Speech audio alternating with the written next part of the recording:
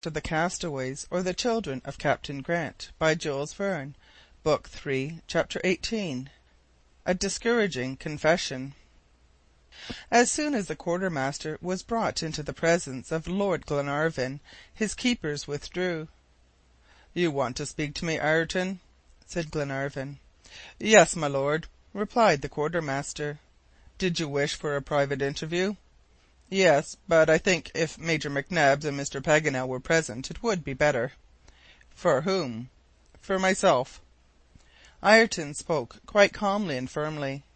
Glenarvan looked at him for an instant, and then sent to summon McNabbs and Paganel, who came at once. "We are all ready to listen to you," said Glenarvan, when his two friends had taken their place at the saloon table. Ayrton collected himself for an instant, and then said, "My lord, it is usual for witnesses to be present at every contract or transaction between two parties. That is why I desire the presence of Messrs. Paganel and McNabbs, for it is, properly speaking, a bargain which I propose to make." Glenarvan, accustomed to Ayrton's ways, exhibited no surprise, though any bargaining between this man and himself seemed strange. "What is the bargain?" he said. "This," replied Ayrton. "You wish to obtain from me certain facts which may be useful to you. I wish to obtain from you certain advantages which would be valuable to me. It is giving for giving, my lord. Do you agree to this or not?" "What are the facts?" asked Paganel eagerly. "No," said Glenarvan. "What are the advantages?" Ayrton bowed in token that he understood Glenarvan's distinction.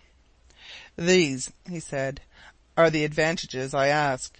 It is still your intention, I suppose, to deliver me up to the English authorities?" "Yes, Ayrton, it is only justice." "I don't say it is not," replied the quartermaster quietly. "Then of course you would never consent to set me at liberty."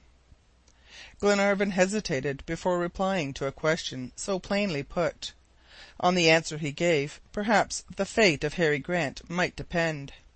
However, a feeling of duty towards human justice compelled him to say, "No, Ayrton, I cannot set you at liberty." "I do not ask it," said the quartermaster proudly. "Then what is it you want?" "A middle place, my lord, between the gibbet that awaits me and the liberty which you cannot grant me." "And that is?" "To allow me to be left on one of the uninhabited islands of the Pacific, with such things as are absolute necessaries. I will manage as best I can, and I will repent if I have time." Glenarvan, quite unprepared for such a proposal, looked at his two friends in silence, but after a brief reflection he replied, "Ayrton, if I agree to your request, will you tell me all I have an interest in knowing?" "Yes, my lord, that is to say, all I know about Captain Grant and the Britannia." "The whole truth?" "The whole." "But what guarantee have I?" "Oh, I see what you are uneasy about. You need a guarantee from me for the truth of a criminal. That's natural. But what can you have under the circumstances? There is no help for it. You must either take my offer or leave it." "I will trust you, Ayrton," said Glenarvan simply. "And you do right, my lord. Besides, if I deceive you, vengeance is in your own power." "How?" "You can come and take me again from where you left me, and I shall have no means of getting away from the island." Ayrton had an answer for everything. He anticipated the difficulties, and furnished unanswerable arguments against himself. It was evident he intended to affect perfect good faith in the business. It was impossible to show more complete confidence, and yet he was prepared to go still further in disinterestedness. "My lord and gentlemen," he added, "I wish to convince you of the fact that I am playing cards on the table. I have no wish to deceive you, and I am going to give you a fresh proof of my sincerity in this matter. I deal frankly with you because I reckon on your honour." "Speak, Ayrton," said Glenarvan. "My lord, I have not your promise yet to accede to my proposal, and yet I do not scruple to tell you that I know very little about Harry Grant." "Very little!" exclaimed Glenarvan. "Yes, my lord. The details I am in a position to give you relate to myself. They are entirely personal, and will not do much to help you recover the lost traces of Captain Grant." Keen disappointment was depicted on the faces of Glenarvan and the Major. They thought the quartermaster in possession of an important secret, and he declared that his communications would be very nearly barren. Paganel's countenance remained unmoved. Somehow or other, this avowal of Ayrton, and surrender of himself, so to speak, unconditionally, singularly touched his auditors, especially when the quartermaster added, "So I tell you beforehand, the bargain will be more to my profit than yours." "It does not signify," replied Glenarvan. "I accept your proposal, Ayrton. I give you my word to land you on one of the islands of the Pacific Ocean." "All right, my lord," replied the quartermaster. Was this strange man glad of this decision? One might have doubted it, for his impassive countenance betokened no emotion whatever. It seemed as if he were acting for someone else rather than himself. "I am ready to answer," he said. "We have no questions to put to you," said Glenarvan.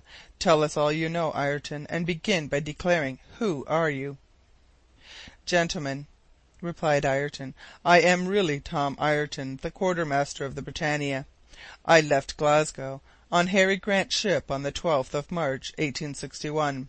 For 14 months I cruised with him in the Pacific, in search of an advantageous spot for founding a Scotch colony. Harry Grant was the man to carry out grand projects, but serious disputes often arose between us. His temper and mine could not agree. I cannot bend, and with Harry Grant, when once his resolution is taken, any resistance is impossible, my lord. He has an iron will both for himself and others. But, in spite of that, I dared to rebel, and I tried to get the crew to join me, and to take possession of the vessel.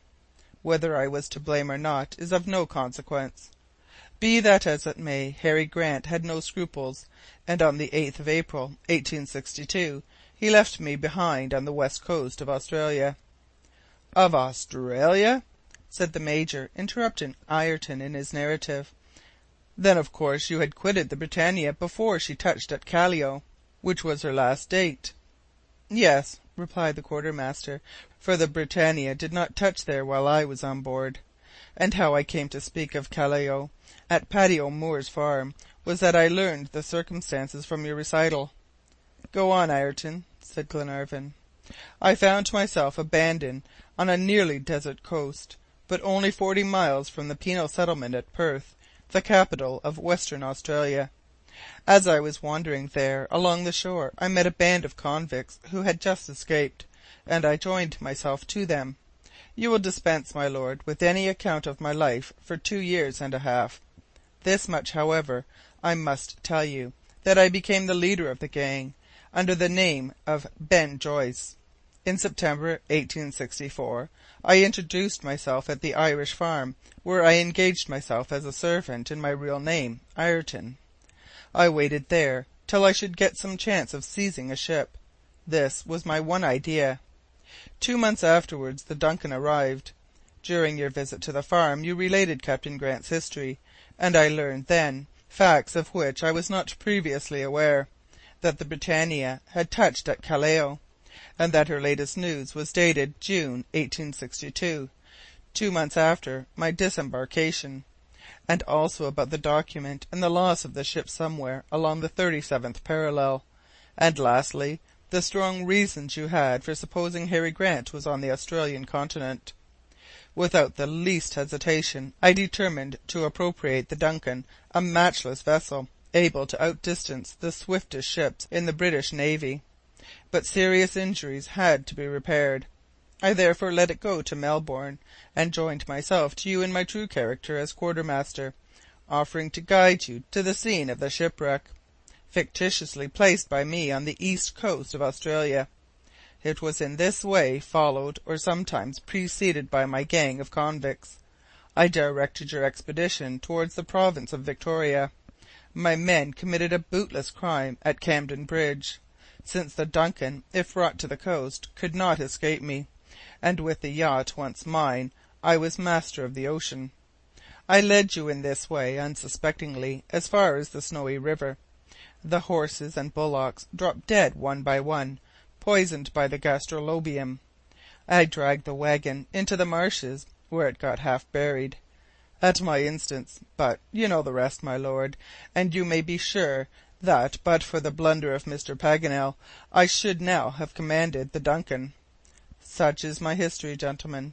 My disclosures, unfortunately, cannot put you on the track of Harry Grant, and you perceive that you have made but a poor bargain by coming to my terms." The quartermaster said no more, but crossed his arms in his usual fashion and waited. Glenarvan and his friends kept silence. They felt that this strange criminal had spoken the whole truth. He had only missed his coveted prize, the Duncan, through a cause independent of his will. His accomplices had gone to Twofold Bay, and was proved by the convict blouse found by Glenarvan. Faithful to the orders of their chief, they had kept watch on the yacht, and at length, weary of waiting, had returned to the old haunt of robbers and incendiaries in the country parts of New South Wales. The Major put the first question, his object being to verify the dates of the Britannia. "You are sure, then," he said, "that it was on the 8th of April you were left on the west coast of Australia?" "On that very day," replied Ayrton. "And do you know what projects Harry Grant had in view at that time?" "In an indefinite way, I do." "Say all you can, Ayrton," said Glenarvan. "The least indication may set us in the right course." "I only know this much, my lord," replied the quartermaster, "that Captain Grant intended to visit New Zealand. Now, as this part of the programme was not carried out while I was on board, it is not impossible that on leaving Callao the Britannia went to reconnoitre New Zealand. This would agree with the date assigned by the document to the shipwreck, the 27th of June, 1862. "Clearly," said Paganel. "But," objected Glenarvan, "there is nothing in the fragmentary words in the document that could apply to New Zealand." "That I cannot answer," said the quartermaster. "Well, Ayrton," said Glenarvan, "you have kept your word, and I will keep mine. We have to decide now on what island of the Pacific Ocean you are to be left." "It matters little, my lord," replied Ayrton. "Return to your cabin," said Glenarvan, "and wait our decision." The quartermaster withdrew, guarded by the two sailors. "That villain might have been a man," said the Major. "Yes," returned Glenarvan, "he is a strong, clear-headed fellow. Why was it that he must needs turn his powers to such an evil account? But Harry Grant? I must fear he is irrevocably lost. Poor children! Who can tell them where their father is?" "I can," replied Paganel. "Yes, I can." One could not help remarking that the geographer, so loquacious and impatient usually, had scarcely spoken during Ayrton's examination. He listened without opening his mouth, but this speech of his now was worth many others, and it made Glenarvan spring to his feet, crying out, "You, Paganel? You know where Captain Grant is?" "Yes, as far as can be known." "How do you know?" "From that infernal document." "Ah!" said the Major, in a tone of the most profound incredulity. "Hear me first, and shrug your shoulders afterwards," said Paganel. "I did not speak sooner because you would not have believed me. Besides, it was useless, and I only speak to-day because Ayrton's opinion just supports my own." "Then it is New Zealand?" asked Glenarvan. "Listen and judge," replied Paganel. "It is not without reason, or rather, I had a reason for making the blunder which has saved our lives. When I was in the very act of writing the letter to Glenarvan's dictation, the word Zealand was swimming in my brain. This is why. You remember we were in the wagon. McNabbs had just apprised Lady Helena about the convicts. He had given her the number of the Australian and the New Zealand Gazette, which contained the account of the catastrophe at Camden Bridge. Now, just as I was writing, the newspaper was lying on the ground, folded in such a manner that only 2 syllables of the title were visible. These 2 syllables were Aland. What a sudden light flashed on my mind! Aland! was one of the words in the English document, one that hitherto we had translated à terre, and which must have been the termination of a proper noun, Zeeland. "Indeed," said Glenarvan. "Yes," continued Paganel, with profound conviction. "This meaning had escaped me, and you know why? Because my wits were exercised naturally on the French document, as it was most complete, and in that this important word was wanting." "Oh, no," said the Major, "your imagination goes too far, Paganel, and you forget your former deductions." "Go on, Major, I am ready to answer to you." "Well, then, what do you make of your word Austra?" "What it was at first. It merely means southern countries." "Well, and this syllable Indi, which was first the root of the Indians, and second the root of the word indigenes?" "Well, the third and last time," replied Paganel, "it will be the first syllable of the word indigence." "And Countin?" cried McNabbs. "Does that still mean continent?" "No, since New Zealand is only an island." "What then?" asked Glenarvan. "My dear Lord," replied Paganel, "I am going to translate the document according to my third interpretation, and you shall judge. I only make two observations beforehand. First, forget as much as possible preceding interpretations, and divest your mind of all preconceived notions. Second, certain parts may appear to you strained, and it is possible that I translate them badly, but they are of no importance. Among others, the word agony, which chokes me, but I cannot find any other explanation. Besides, my interpretation was founded on the French document, and don't forget it was written by an Englishman, who could not be familiar with the idioms of the French language. Now then, having said this much, I will begin." And slowly articulating each syllable, he repeated the following sentences. Le 27 juin 1862, le 3 mât Britannia de Glasgow a sombré après une longue agonie dans les mers australes sur les côtes de la Nouvelle-Zélande. In English, Zealand. 2 matelots et le capitaine Grant ont pu y aborder. Là, continuellement en proie à une cruelle indigence, ils ont jeté ce document par de longitude et 37° 11' de latitude. Venez à leur secours, ou ils sont perdus. On the 27th of June, 1865, the three-mast vessel Britannia of Glasgow has foundered after a long agony in the southern seas, on the coast of New Zealand. 2 sailors and Captain Grant have succeeded in landing, continually a prey to cruel indigence.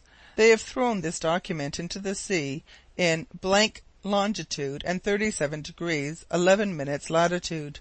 Come to their help, or they are lost." Paganel stopped.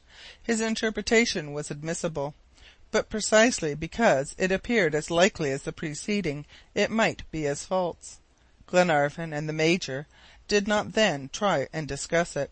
However, since no traces of the Britannia had yet been met with, either on the Patagonian or Australian coasts, at the points where these countries are crossed by the 37th parallel, the chances were in favour of New Zealand. "Now, Paganel," said Glenarvan, "will you tell me why you have kept this interpretation secret for nearly 2 months?" "Because I did not wish to buoy you up again with vain hopes. Besides, we were going to Auckland, to the very spot indicated by the latitude of the document." "But since then, when we were dragged out of the route, why did you not speak?" "Because, however just the interpretation, it could do nothing for the deliverance of the captain." "Why not, Paganel?" "Because, admitting that the captain was wrecked on the New Zealand coast, now that 2 years have passed, and he has not reappeared, he must have perished by shipwreck or by the New Zealanders." "Then you are of the opinion," said Glenarvan, that the vestiges of the wreck might be found, but that the survivors of the Britannia have, beyond doubt, perished." "Keep all this silent, friends," said Glenarvan, "and let me choose a fitting moment to communicate these sad tidings to Captain Grant's children." End of Book 3, Chapter 18.